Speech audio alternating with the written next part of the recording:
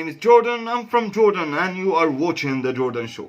Today we are reacting to a video from the channel Home Team History with the title A History of the Haratin. Thank you Sultan for sponsoring this video. You paid $15 to sponsor this video, so yeah. You can also sponsor a video through the Streamlabs link in the description down below. Let's start the video. Roll it! That's my best friend.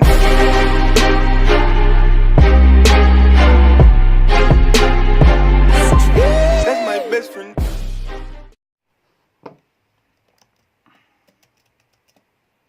Guys, because this particular ethnic, you guys seem to really enjoy my series idea, A Closer Look. So I decided that I'm actually going to commit to this idea and do videos like this periodically. I put a lot more information in this one for you guys because this particular ethnic group really deserves it. For the record, this was the most difficult video I've ever had to do. And hopefully, you'll understand why I say that in the end.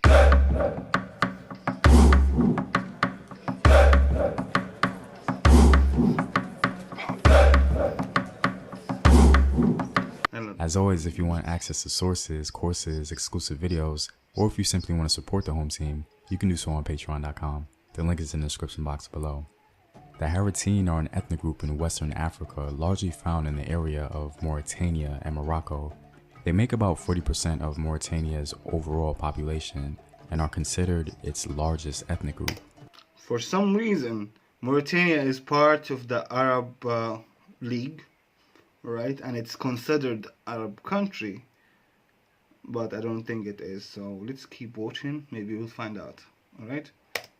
Overall, the history of the Haratin is a mixture of controversy, glory, and a lot of pain. I would make the argument that the Haratin are the most socially isolated and oppressed group in all of Western Africa, if not Africa itself. In order to truly grasp and understand the oral history of the Haratin, we first have to understand the context in which they speak. The word Haratin has two origins. The first is from the Arab word Haratin, meaning plowman, and the second is based on the Berber word Haratin, referring to dark skin. The identity of the Haratin has always, for the most part, been juxtaposed to the existence of the Arab Berber population in Mauritania. The Haratin began to exist due to slave raids and slave trading of African ethnic groups locally and further south.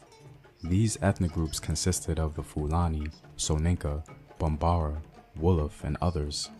Over time, through the consistent slave trading and collection of the enslaved Africans, a distinct African ethnic group began to emerge, now called the Haratin.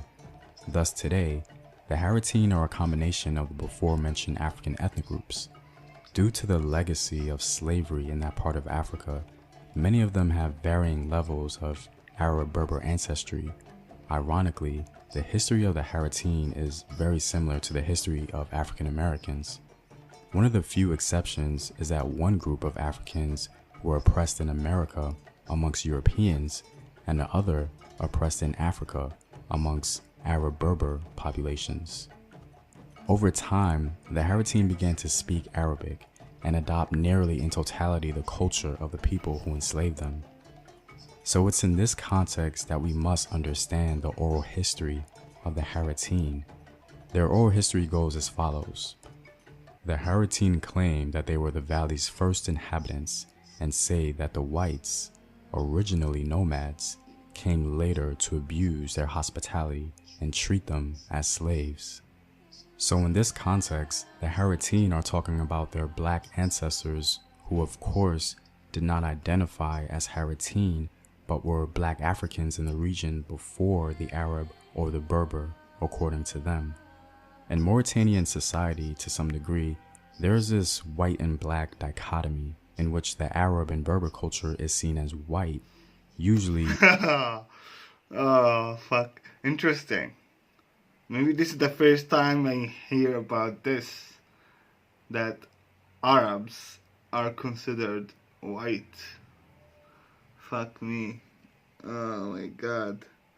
This reminds me of every time I've been in an airport, to be honest. Cause, yeah, Fuck this shit.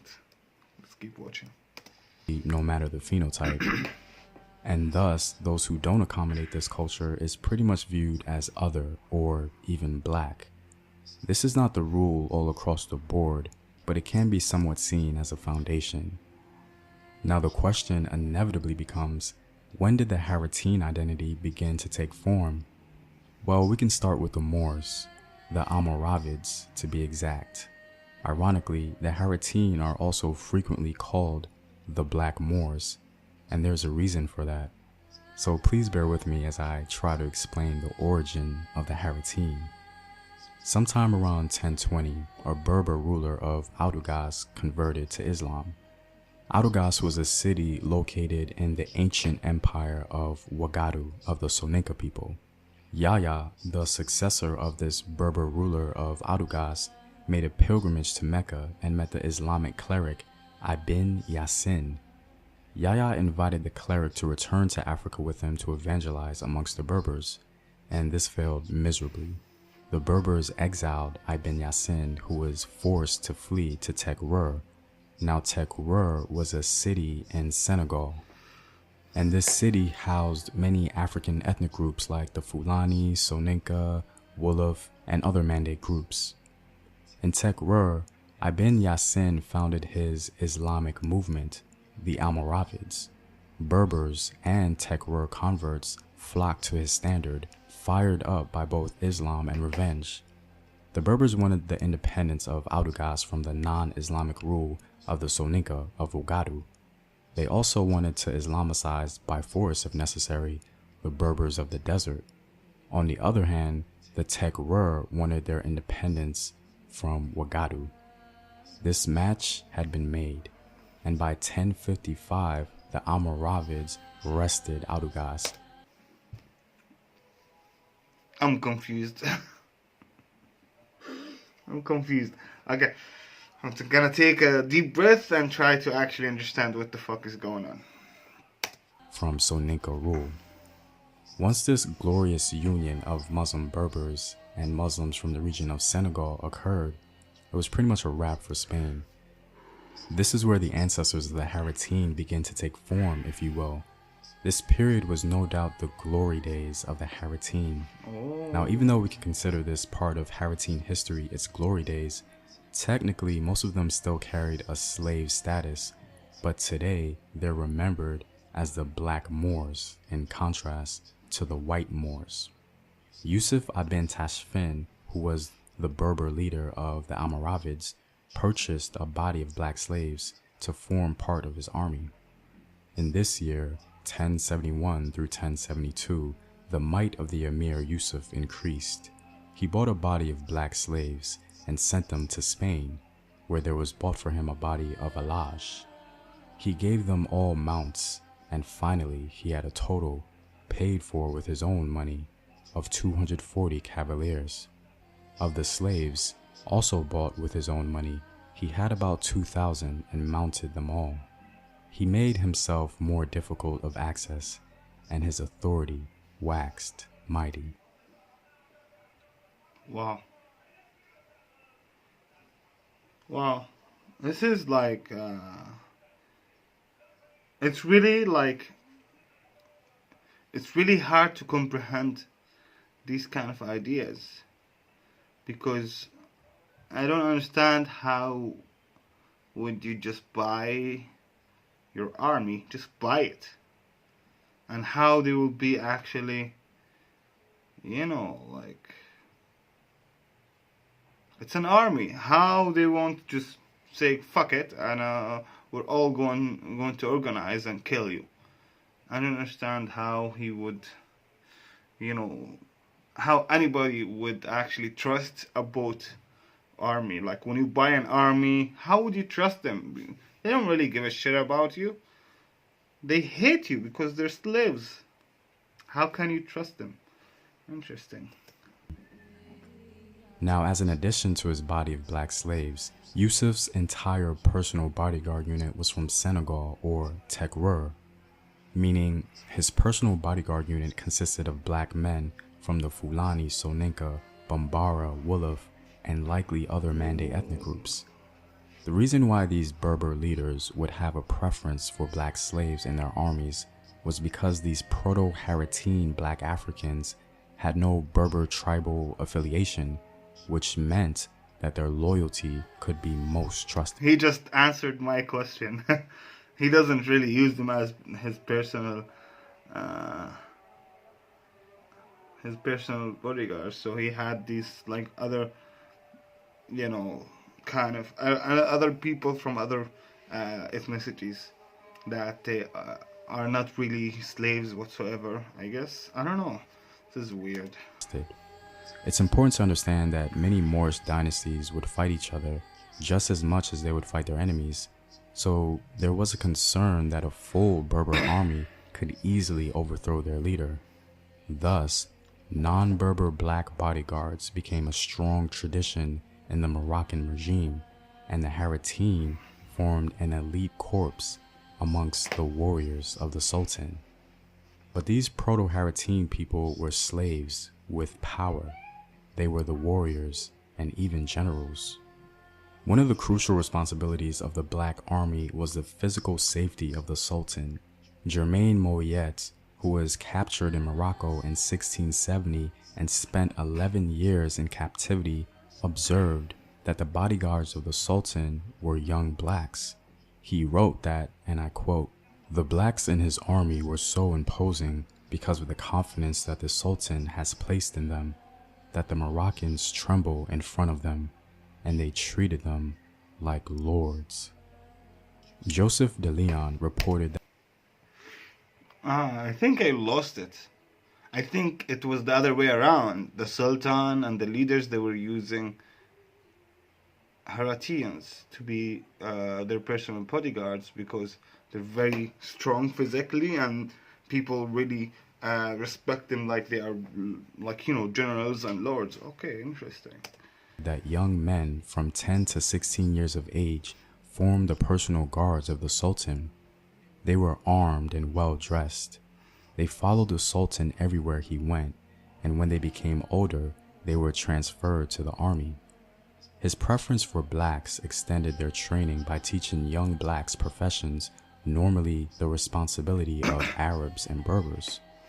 One scholar confirmed the Sultan's preferential treatment of the blacks by saying, "Although the natives of his dominions are whites, yet they are not so much esteemed by him as the blacks and the copper-colored, to whom he commits the guard of his person, and is so fond of their breed that he takes care to mix them himself, by often ordering great numbers of people before him, whom he marries. He always yokes his best complexioned subjects to a black helpmate, and the fair lady must take up with a Negro." This is perhaps why Moorish history is somewhat confusing, because the Europeans saw the social and political dynamic between the black Moors and the so-called white Moors. The Europeans understood that the foundation of stability and power amongst the Almoravids were advanced by the recruitment and enslavement of the so-called black Moors or blackamoors. This is why when Europeans illustrated the Moors in painting or sculpture, they frequently used images of black men, because it was black men who validated Moorish power and not necessarily an announcement of the Moors being holistically black. The word plowman, or Haratin, as the Arabs would call them, not only denotes a slave working, but a slave who literally builds empires. These same people, or the Haratin, Okay, I don't know if it's exactly the word he's talking about, but Haratin in Arabic means the people who actually work the land. Okay, my family is Haratin because we are farmers. We work the land since forever, and that's how it is. Like Haratin are like in the Arabic society somehow, especially at least in this part of the world. I don't know about Africa. In this part of the world, they're very respected body of people. because literally they feed the whole country, or they feed the whole empire. Like even back then when it was like the the Ottoman Empire or the Islamic Empire, when it was around here in the Middle East. So like Haratin is like the farmers, but with kind of it's a badge, like especially here in Jordan, we still have somehow a political party called Al Haratin, which means the farmers, the people who work the land. Yeah, I don't know if it's the same context, but yeah, this is how this word means in Arabic, especially in the Middle East. Okay. Haratin, as they're collectively known today, the masters of Spain under the Almoravid dynasty, now found themselves, unfortunately, the object of scorn upon the fall of the Moorish Empire. Wandering through the Sahara after being used as the backbone and symbol of Moorish power, their glorified slave position turned from famed warrior class into destitute beggar and chattel slave after the fall of Moorish glory. There was no transitional period for them, and today, the Haratin are at the bottom of the social ladder in Mauritanian society and continue to be the poorest. Unfortunately, the Haratin exists in a country that still finds it hard to deal with its slaving past. Mauritania was the last country in the world to abolish slavery, and that was in 1981. Oddly enough, it wasn't until 2007 that they actually made the practice a crime. And you pretty much can... Wow. I didn't know about that. 1981 to stop doing that, and 2007 to criminalize it? What the fuck? Oh my god, this is fucking crazy. I didn't know that at all. Can count the amount of people on one hand who've actually gotten convicted, but mostly receiving a slap on the wrist. The UN claims that about 10 to 20% of Mauritanians are actually slaves. To make matters worse, the Mauritanian government is very inconsistent when it comes to acknowledging that slavery even exists. I have to be honest, I was really surprised about the striking similarities between the history of the Haratin and African Americans.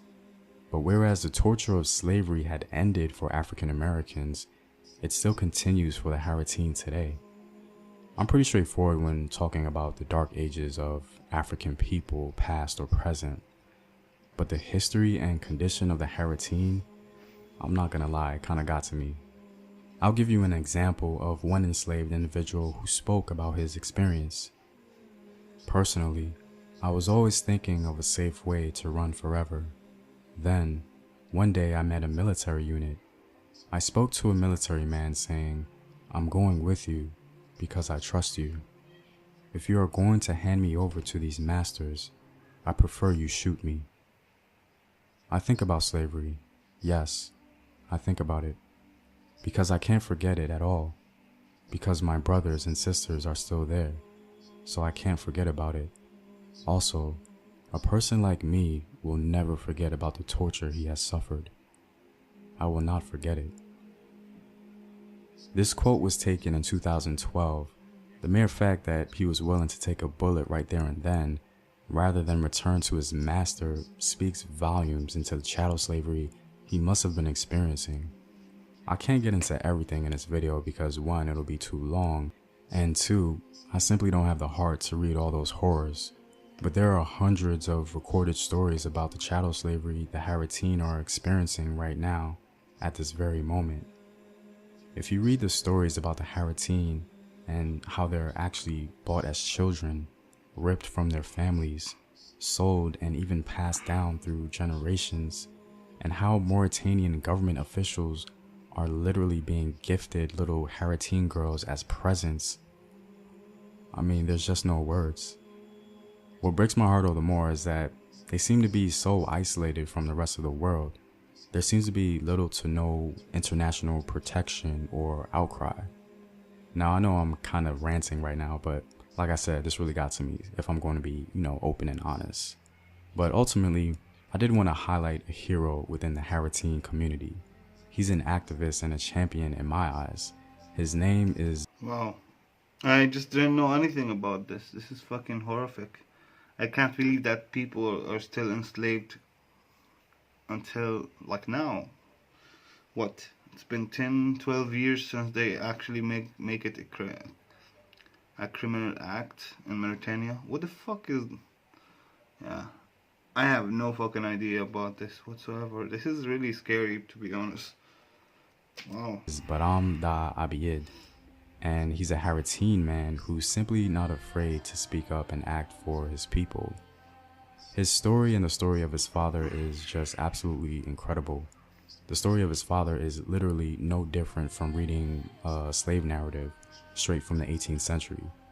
Honestly, researching the history of the Haratin and learning about the condition that they're in today, I actually had to take several breaks while doing this video because it was just so much. But I'm all out, guys. I really hope this video will help us in the diaspora at the very least to become aware of the Haratin and perhaps even bridge the gap of communication between our two groups. Who knows? It's your boy Home Team. Know thyself. Remember your ancestors. Peace.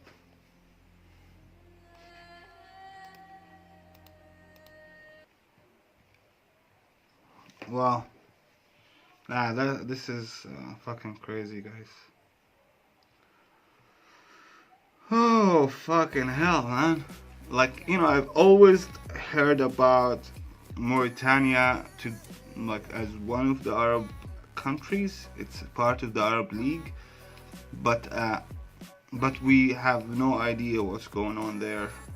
Because, I don't know exactly why. Because, like, we have no idea what's going on there. And it's really weird because, like, in Islam it's supposed to, like, slavery is supposed to be, like, forbidden. It's not okay to have a slave or to enslave anybody. This is like how it is in Islam. And I don't know what's going on there. Is it like cultural thing, or how did it get there? I don't know what's going on there. It's like traditions. This is fucking scary. And to make it criminal in 2007, so what, 12 years ago, that's fucking scary. There's absolute, like, I guess maybe there's still like some actual slaves right now in Mauritania. That's fucking scary. Wow. Like, you know what?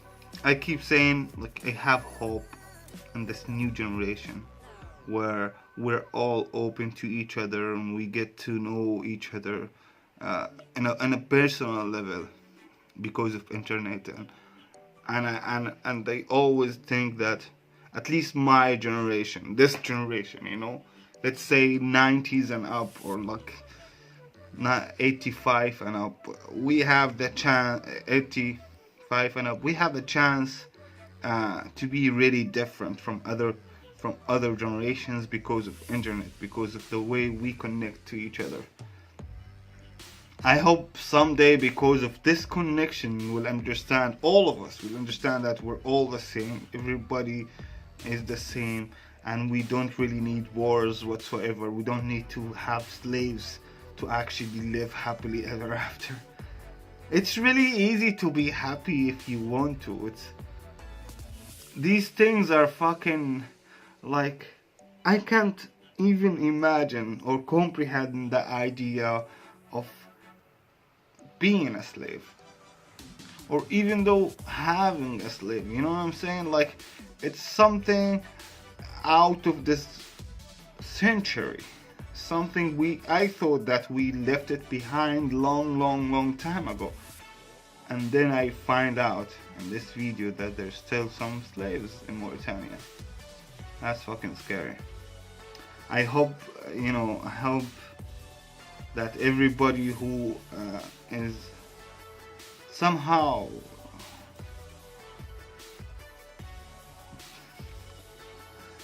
is enslaved right now will be free soon, I guess. This is fucking scary. yeah, I really can't find words. Thank you guys for watching. Please subscribe and smash that like button. I'll see you guys in the next one. Peace out. That's my best friend.